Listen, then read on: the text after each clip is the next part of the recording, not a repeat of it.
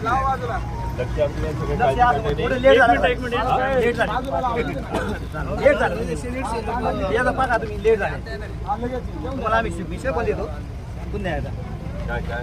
वर्ष साहेब खासदार नसताना दादा एवढी कामं झाली आमच्या गावात.